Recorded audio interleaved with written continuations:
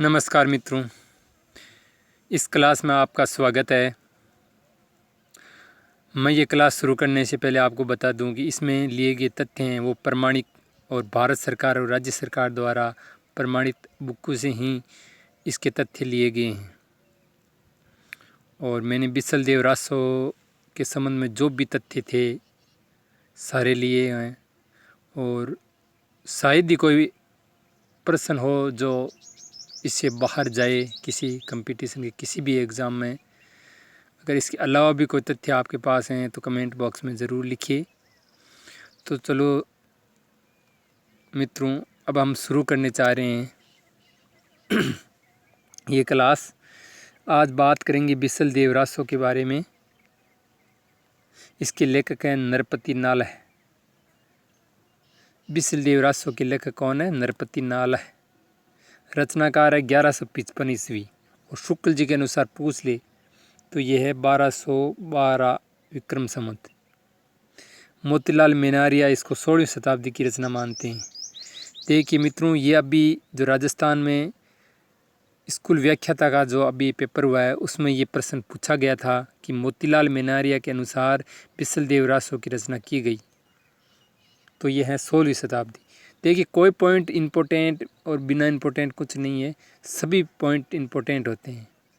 जैसे कि ये पूछ लिया मोतीलाल मेनारिया के अनुसार कौन सी शताब्दी में बिसल देव रासो की रचना हुई, तो हर पॉइंट को आप इम्पोर्टेंट माने तो ये आप सफल हो सकते हैं।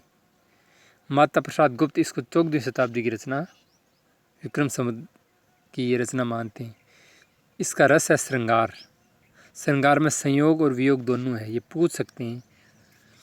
काव्य का स्वरूप है मुक्तक। देखिए, अगर प्रश्न कैसे भी बना सकता है, जैसे इस काव्य की शैली है, मुक्तक है, प्रबंधक है, श्रृंगार में संयोग वियोग में से कौन सा है, कहीं से भी कोई भी उठा सकता है। कुल छंद है 125। और अगर ये स्पेशल नाम देकर पूछे कि माता प्रसाद गुप्त के अनुसार तो 128। नायक है बिसल देव जो कि बिसल देव तृतीय नाम से थे, विग्रहराज चतुर्थ के नाम से थे। और इनके पिता का नाम था आनंद जी के पुत्र थे बिसल देव। नायिका राजमती। देखिए, पहले 2018 के आसपास जो एग्ज़ाम हुआ था उसमें ये पूछा गया था कि बिसल देव रासो की नायिका का नाम, तो उसमें राजवती, राजमती ऐसे ऑप्शन दिए हुए थे, तो कंफ्यूज हो सकते हैं। बहुत से लोगों ने राजवती करके आ गए थे, तो आपको ये ध्यान रखना है राजमती इसकी नायिका है। राजमती ये रा है, ये लग गया क्रॉस। ये रचना 4 खंडों में है और 2000 चरणों में ये लिखी गई है। प्रथम खंड, द्वितीय खंड, तृतीय खंड और चतुर्थ खंड। प्रथम खंड में बिसल देव और राजमती की विवाह का वर्णन है। दूसरे में बिसल देव का रूठ कर उड़ीसा चले जाना। देखो, कहीं कहीं 1 वर्ष है तो कहीं 12 वर्ष।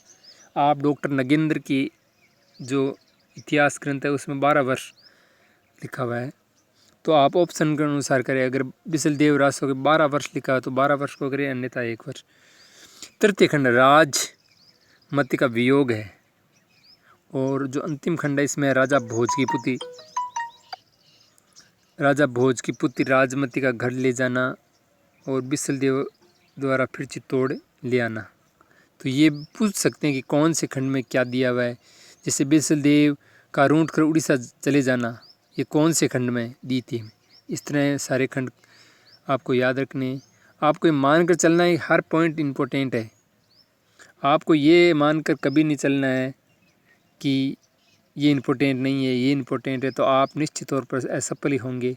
हर चीज़ को बार बार देखिए, याद करने का एक तरीका है, किसी तथ्य को बार बार आप दोहराइए तो याद होगा। ऐसे आप कितने साल तक तैयारी करते रहिए, आपका कुछ होने वाला नहीं है। 5 से 10 बार एक ही जो वीडियो उसको रिपीट करे या उसको याद करे तो आगे हम चलते हैं। विशेष ऐसे तथ्य जो परीक्षा की दृष्टि से काफ़ी महत्वपूर्ण है। देखिए, ये जो है ये गे काव्य है, गीतों के रूप में लिखा गया है। दूसरी बात, ये सामंती जीवन के प्रति अरुचि का संजीव चित्रण है। ऐसे लंबे लंबे ऑप्शन देकर पूछ सकता है, जैसे सामंती जीवन के प्रति रुचि का संजीव चित्रण है, गलत। अरुचि का संजीव चित्रण है, इस तरह के प्रश्न बन सकते हैं। प्रेम की निश्चल अभिव्यक्ति से सरस है, प्रेम की निश्चल अभिव्यक्ति से सरस है, इसमें प्रेम की निश्चल अभिव्यक्ति मिलती है, ये काफ़ी इम्पोर्टेंट। मेघदूत और संदेश रास की संदेश परंपरा मिलती है। इन मेघदूत में जैसे निश्चल प्रेम है, इसे उसी प्रकार ही बिसलदेव रासों में भी निश्चल प्रेम है, मेघदूत और संदेश रास की परंपरा में। रचना शैली है पिंगल, डिंगल और पिंगल दो शैली हैं, इसकी कौन सी शैली है? पिंगल, याद रखना है, पूछ सकते हैं, पिंगल के संगे डिंगल करके पूछ सकते हैं। ब्रज भाषा की पहली कृति मानी जाती है। देसी राजस्थान प्रभावित ब्रज भाषा हो तो उसमें पिंगल माना जाता है। ये वेरी वेरी इंपॉर्टेंट है। 6 नंबर, अभी 2022 का जो एग्ज़ाम हुआ था व्याख्याता का राजस्थान में, उसमें ये पूछा गया था ये पॉइंट कि हिंदी में 12 मासा का सर्वप्रथम वर्णन किस ग्रंथ में माना जाता है।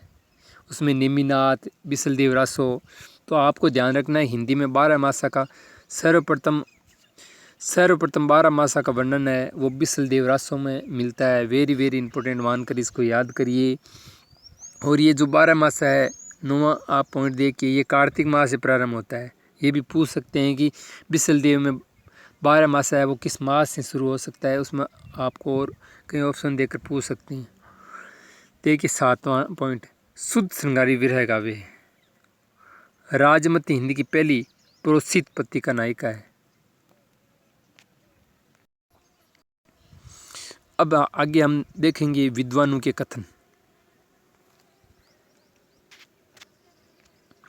रामचंद्र शुक्ल, इस ग्रंथ में श्रृंगार की प्रधानता है, वीरस किंचित आभास मात्र है, संयोग और वियोग के गीत ही कवि ने गाए हैं।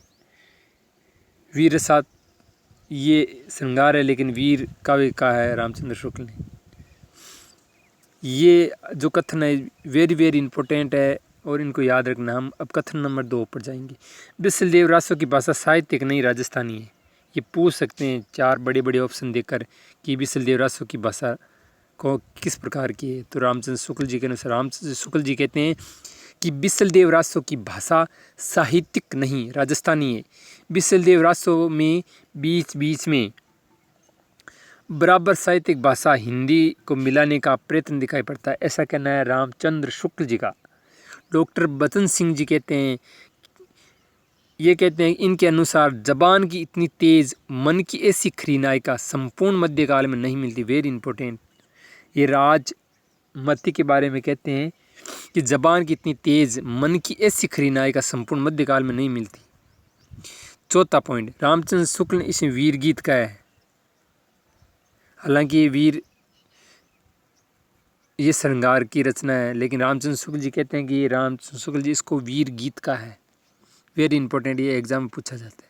पॉइंट नंबर 5, बिसलदेव रासों में काव्य के अर्थ में रसायन शब्द की बार बार आया है, अतः शुक्ल जी ने रासो शब्द की उत्पत्ति रसायन शब्द से मानते हैं। ये भी वेरी इंपॉर्टेंट है। शुक्ल जी के अनुसार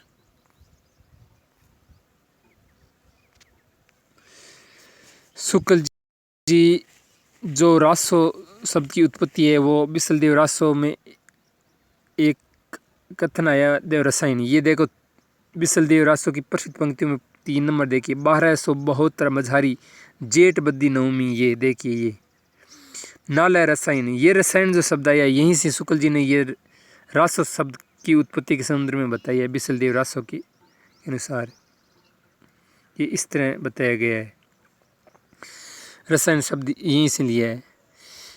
अब कुछ प्रसिद्ध पंक्तियाँ उनको देखेंगे बिसलदेव रासों के, ये पूछ सकते हैं, ये कई एग्जाम में पूछी गई है। तो ये पंक्ति है कि दव का दादा कुपल ले, जीव का दादा न पाल है वही, स्त्री जन्म काई दीजो हो महेश, अवर जन्म धरी गढ़ो हो नरेश। बिसलदेव रासों के प्रथम संपादक सत्यजीत वर्मा थे। तीसरी पंक्ति देखिए 1272 मझारी जेठ बदी नवमी बुधवारी। ये पूछ सकते हैं कि ये रास कौन से रासो ग्रंथ है उसकी ये पंक्ति है और किस ग्रंथ को ये है वो दर्शाती है। तो बिसलदेव रासो को ये पंक्ति देकर आपको पृथ्वीराज रासो, बिसलदेव रासो, हमीर रासो ऐसे दे सकते हैं। 1272 मझारी जेठ बदी बुधवारी ये है बिसलदेव रासो। तो दोस्तों अब हम अपने इस क्लास को यहीं विराम देना चाहेंगे। इस वीडियो को बार बार आप देखिए। मैं इसी तरह के वीडियो आगे भी लेकर आता रहूँगा और इसमें दी गई तथ्य हैं वो प्रमाणित बुकों से हैं और इसको 1 या 2 बार देखें। इसमें जो तथ्य दिए गए इन्हीं में से एग्ज़ाम में आएंगे ऐसा आप विश्वास रखिए। इससे बाहर कुछ भी नहीं आएगा ऐसा मेरा विश्वास है। अगर इससे बाहर कहीं आपको कुछ मिलता है तो कमेंट बॉक्स में लिखिए। मैंने पूरी कोशिश की है इसको बहुत ही अच्छा क्लास बनाने की, अच्छा वीडियो बनाने की। मुझे विश्वास है कि आप सब्सक्राइब ज़रूर करोगे। मैं अब इस क्लास को यहीं विराम देता हूँ। धन्यवाद।